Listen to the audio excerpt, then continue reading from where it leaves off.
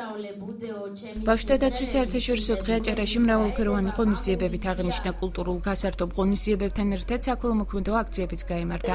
რეგიონის მთავრობის წევრებმა სხვადასხვა უწყებების თანამშრომლებთან ერთად სამედიცინო ასოციაცია თანას აღზრდელები მოინახულეს და საჩუქრად სპორტული ინვენტარი, ტელევიზორი, საოჯახო ტექნიკა და ტკბილეული გადასცეს. ჩვენ მოვედით, რომ მივულოცოთ ბავშვებს, აქ არის ინკლუზიური ბავშვები, როგორც იცით, შეშინობა დიდი ხანია რაც გადაეცა მათ და უახლოეს პირებში მათთვის აქ შეიქმნა ძალიან კარგი გარემო, რომ დღის ცენტრში მათ გაატარონ ღირსეულად ის დრო, რაც მათ გამოყოფილია.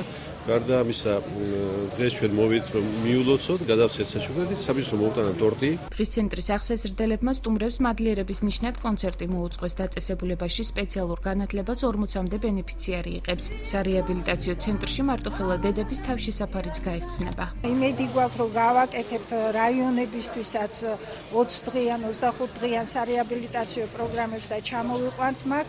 პროექტი კეთდება ისე, რომ ისინი დაეტიონ ამ შენობაში და თვის გამოყოფილი იყოს ცალკე ფართი და პლუს კიდე ერთი დღეს იხსნება მიუსაფარ დედათა და ბავშვთა თავშესაფარი აჭარის მარტოხელა დედებისათვის 20 ადამიანს. ბავშვთა დაცვის საერთაშორისო დღისადმი მიძღვნილი ღონისძიებები ბათუმის ბოტანიკურ ბაღშიც მიმდინარეობდა. ბავშვებისათვის თეატრალიზებული წარმოდგენა ბათუმის თოჯინებისა და მოზარდ მაყურებელთა თეატრის მსახიობებმა გამართეს. 1 ივნისთან დაკავშირებით პატარებისთვის ბოტანიკური ბაღის დათვალიერება მთელი დღის განმავლობაში უფასო იყო.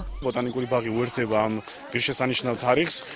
დღევანდელ დღეს უძღვნით აბსოლუტურად ყველა პატარას, მას ამზრდელსა და მშობლებს. ბოტანიკური ბაღი უფასოა მათთვის, მთელი თავისი ინფრასტრუქტურით.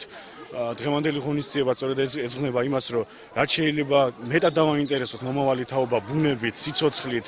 დღეს არის ბავშვთა დაცვის დღე, მოვედი ბოტანიკურ ბაღში და ძალიან მიხარია. ბავშვთა დაცვის საერთაშორისო დღე 1959 წლის ნოემბერში ქალთა საერთაშორისო დემოკრატიულმა ფედერაციამ დააწესა და ის ყოველი წლის 1 ივნისს აღინიშნება.